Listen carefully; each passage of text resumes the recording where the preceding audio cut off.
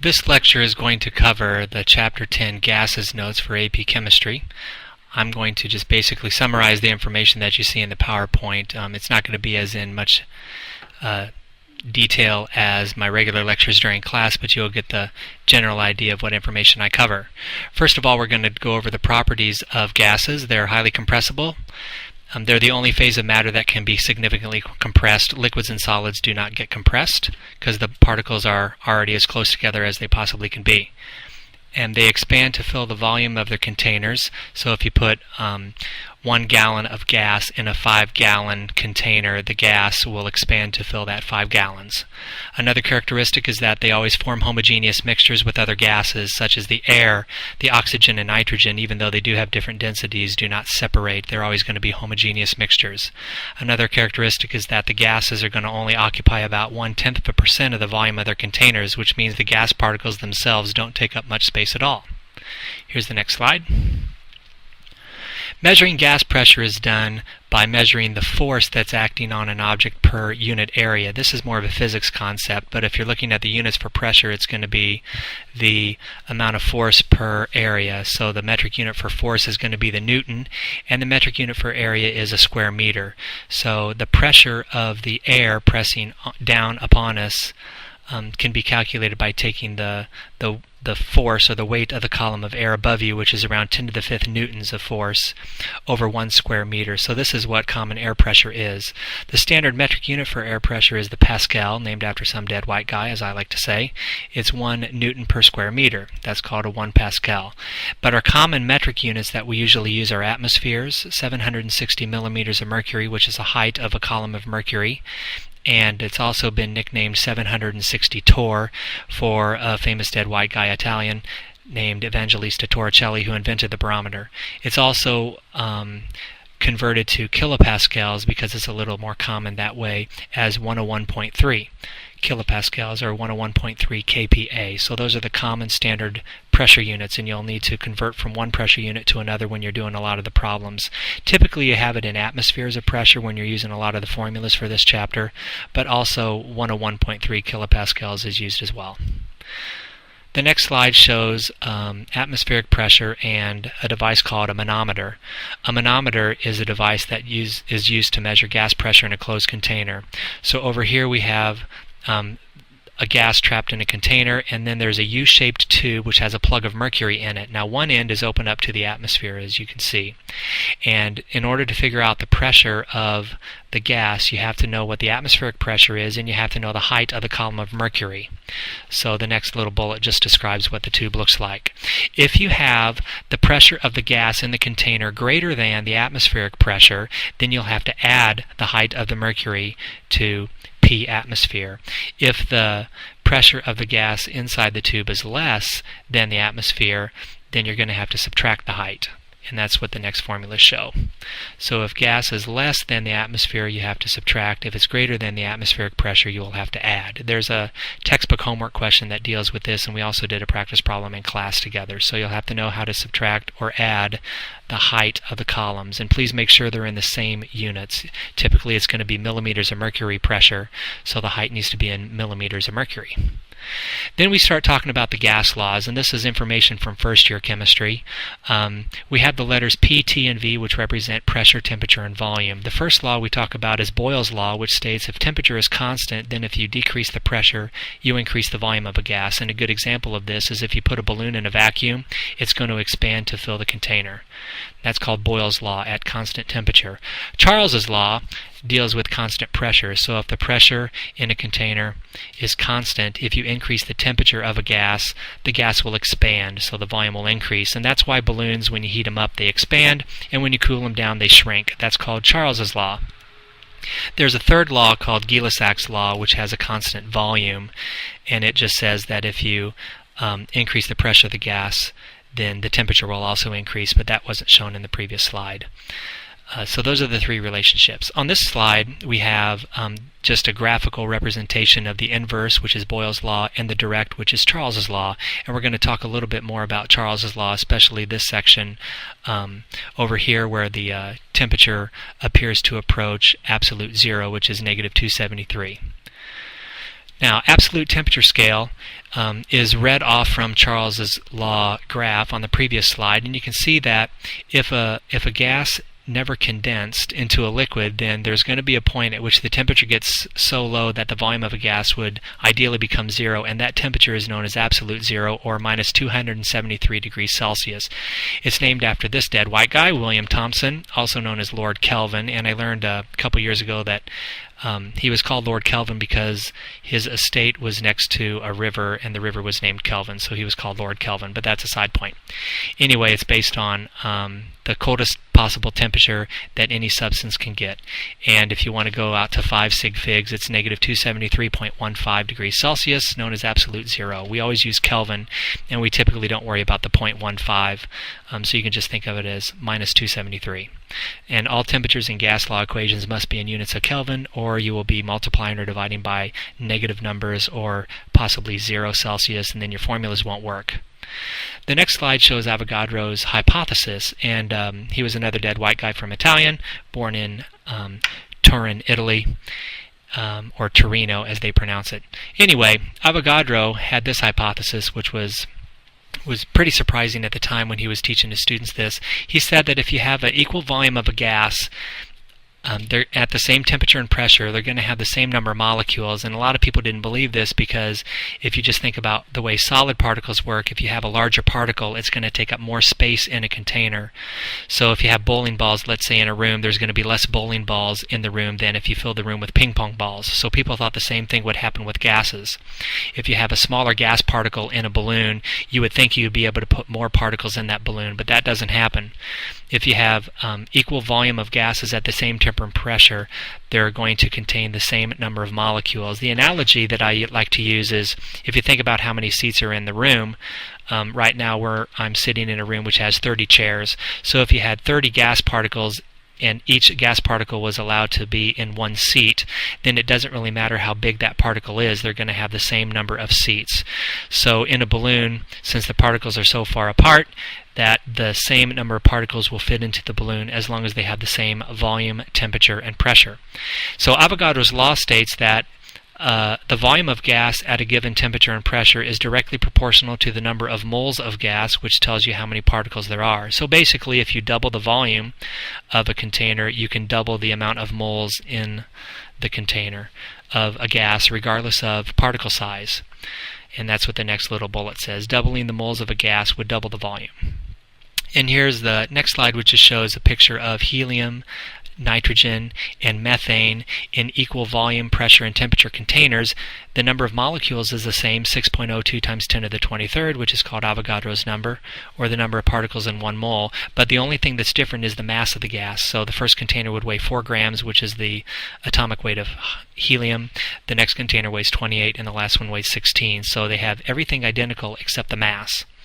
And then we have to know about standard temperature and pressure, which is abbreviated STP. Standard temperature has been defined as 0 degrees Celsius or 273 Kelvin, and standard pressure is all those conversion factors we had on the previous slide, 1 atm, 760 millimeters, or 101.3 kilopascals. The combined gas law is the next law that we look at. Anyway, the combined gas law deals with changing the temperature, pressure, or volume of a gas, and you can find out what the new conditions, the new pressure, the new volume, or the new temperature of the container would be. So the formula is written as P1V1 divided by T1 equals P2V2 divided by T2. P, V, and T stand for the initial pressure, temperature, and volume, or the final temperature, or the final pressure, volume, and temperature. So the P, V, and T's are the same. So 1 is the initial conditions and 2 are the final conditions. And it's very important that you make sure that the temperature is in Kelvin, or this formula will not work. If you happen to have Boyle's law where temperature is constant, then you're just left with P1V1 equals P2V2. And if you have another variable that's held constant, you can just throw it out of your equation and it makes it a lot easier to solve. But this formula is very good, for example, if you had a balloon in champagne of a certain volume and you take it to the top of a mountain where the pressure and temperature have changed, you can figure out what the new volume of the balloon is going to be. So this is a formula to change pressure, temperatures, and volumes from old conditions to new conditions. Now the ideal gas equation deals with finding the amount of gas in a container in the units of moles. So the formula is PV equals nRT RT. The N stands for the number of moles of gas, and the R stands for the gas constant, which is just some number you plug into the formula to make it work out with the right units. But it ends up being 0.08206 liters times atmospheres per mole Kelvin. You don't really need to worry about the units, but it's important to realize the volume has to be in liters, the pressure has to be in atmospheres, the number of moles is the unit for N, and of course temperature is in Kelvin. We usually round this to 0.0821 in all of the problems that we do in class, and I believe this constant is given to you on the AP equation sheet as along with both of the combined gas law and the ideal gas law equations, but you might want to just check the AP equation sheet to make sure I'm not lying to you. And again, this next bullet just shows the pressure, temperature, and volume units. Every once in a while we use the pressure in kilopascals, and then R changes to 8.31, and you can see that the units have changed a little bit. But this formula and the constants again are on the AP equation sheet. On the next slide, we talk about how you can take the PV equals nRT formula and use it to calculate the densities or the molar mass of a gas. First of all, pressure is directly proportional to density, so if you increase the pressure on a gas, the density is going to go up, and temperature is also inversely proportional to density. So the hotter the gas, the less dense it is, and that's why hot air balloons float.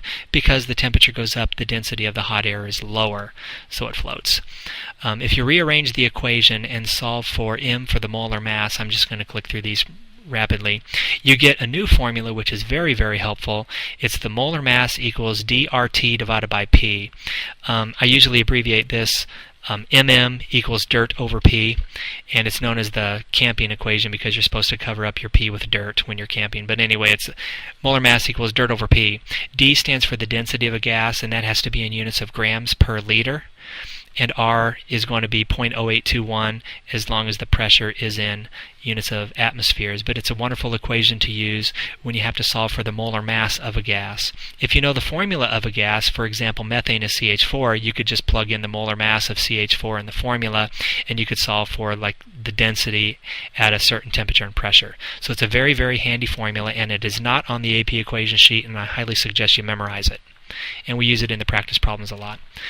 The next law is called Dalton's law of partial pressure, and it's very simple to understand. If you have three gases, we'll call them P1, P2, and P3. You just add up their partial pressures, and it equals the total pressure. If a gas is collected by water displacement, you have to actually subtract out the pressure of the water vapor from the total pressure in the container. So we typically want the pressure of the dry gas, not the gas plus the water vapor. So this is an application of Dalton's law of partial pressure. On the next slide, we talk about the term mole fraction. If you have to calculate the partial pressure of a gas, and you know the number of moles of that gas, and you know the total number of moles, then you get another formula which is on your AP equation sheet called the mole fraction formula, or the partial pressure formula. P1 stands for the pressure of the gas. X1 is just the mole fraction, where you have the part of the moles divided by the total moles, and PT stands for the total pressure. And the letter X1 is going to be dimensionless because you're just taking the partial moles divided by the total moles, and that's your mole fraction. So for example, if you had air pressure as, let's say, 200 atmospheres, or if you had the pressure of a gas at 200 atmospheres, and 50% of the gas was oxygen and 50% of the gas was nitrogen, then the mole fraction would just be, 0.5 times 200. So that would be the partial pressures of the gas. There's some practice problems that we do in the notes and in the textbook that deals with this, and it's used a lot on the AP test. I've seen it past several years. The next slide deals with the kinetic molecular theory, and it explains why gases behave the way they do, why a balloon expands when it gets hot, why the pressure goes down when you expand the balloon. So it explains why Boyle's law and Charles's law take place. And here are the three assumptions real quick. We assume that the gas particles are tiny and they move in straight lines. Number two, we assume that the volume of the gas particles are so tiny compared to the total volume of the container that you don't need to worry about their size. For number three, we're going to assume that they don't attract or repel each other. And for number four, they're going to bounce off of each other perfectly elastic, which means if you measure the kinetic energy before the collision and after the collision, they're going to be the same. So the particles basically don't slow down. And number five, the average kinetic energy is proportional to the absolute temperature, which means that if you have twice the kinetic energy, the particles are going to have twice the average kinetic energy. The next slide shows a picture of a gas at a cold temperature in blue and the hot temperature in red, and all you really need to know is that if you're at a colder temperature, they're going to be moving slower on average than at a higher temperature. Now on the graph there's this letter U, and that letter U stands for the root mean square speed, which is a formula on your AP equation sheet. It's not used that much, but it's sort of like the top of the bell curve. It's sort of like the average speed, but it's some weird calculation. The only thing that I'd note about this formula when you look at it on your AP equation sheet is that R has to be in units of 8.31, and there's a place in the formula for temperature. It has to be in Kelvin, and it also has a place for the molar mass of the gas, and that has to be in kilograms, which is pretty rare because usually we use grams. So if you look on your AP equation sheet for the root mean square speed, it has a little U and then RMS, and it's equal to the square root of 3RT over M, and again R has to be 8.31 for the units to work out, and molar mass has to be in kilograms. When you get your final answer for the speed, it's going to be in the metric unit of meters per second, just like this graph shows. On the next slide, it has some of the conclusions. Again, very simple to understand from the previous graph. It's a bell curve, which means some particles move slow, some move fast, but on average, the hot gas has a higher U value and the cold gas has a lower one. And that's what bullet number 2 talks about. The higher temperature will have a higher average speed. And then the higher temperatures will cause higher average kinetic energy because the molecules are moving faster, and the formula in physics is 1/2 mv squared. So a higher temperature means a higher kinetic energy. And if you're moving at a higher temperature, you have higher speed, and it's going to make more collisions of greater force, so your pressure is going to increase with higher temperatures. For number 5, a larger volume would have less pressure because there's going to be less collisions since the particles are going to be traveling farther before they hit the wall. So if you expand a gas, there's actually less collisions, so it's less pressure. And there's a chemthink.com activity that I have the students do on properties of gases, and that activity shows this, the collision speed and stuff. The next graph is called the Boltzmann distribution, and it's very, there's only a couple things to know about the graph. Again, not all gas particles in a container are traveling at the same speed, but as you can tell from this picture, the hydrogen, because it's smaller, has a higher average speed. The helium weighs more, so it's going to be traveling at a slower average speed. Now, the important thing to note is that the average kinetic energy is going to be the same for all of these gases as long as they're at the same temperature. So the kinetic energy is going to be the same if the temperature is the same, and it's again the average kinetic energy.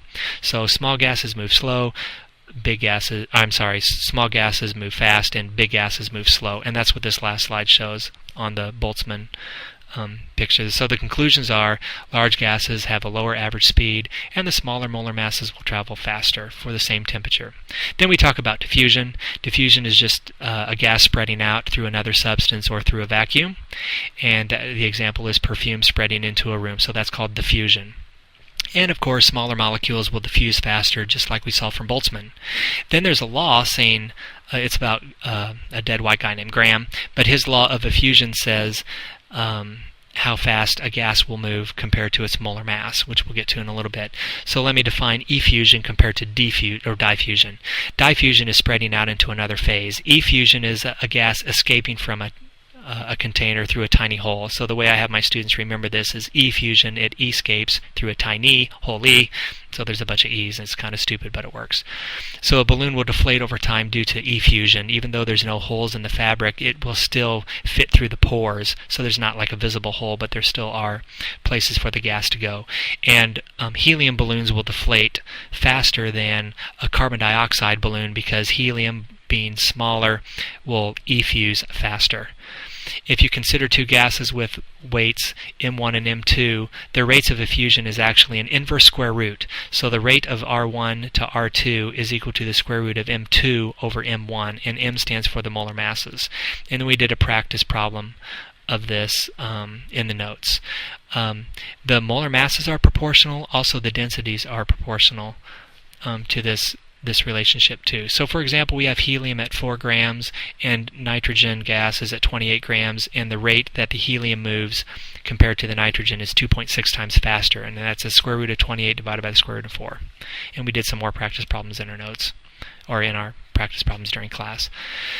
If you look at the next slide, it's real gases versus ideal gases, and the only thing you really need to worry about, I'm going to click through these because they're kind of a waste of time, is that if you want a gas to behave more like an ideal gas, you have to try to keep the gas from liquefying. So gases tend to liquefy when the pressures are high and when the temperatures are low. So on the last slide, there's basically the conclusion. There's a little picture here, I'm not going to worry about it, and there's another picture for temperature, who cares? The conclusion is, if you want a gas to behave more like an ideal gas, keep the temperature high so they won't condense, and keep the pressure low so they're nice and far apart from one another and won't have a tendency of sticking. So that's the notes, and the way to remember the ideal gas conditions is high T, low P, which sounds like a girl's name. So keep the temperature high and the pressure low. That's the slides as fast as I can cover them with the amount of detail as I got.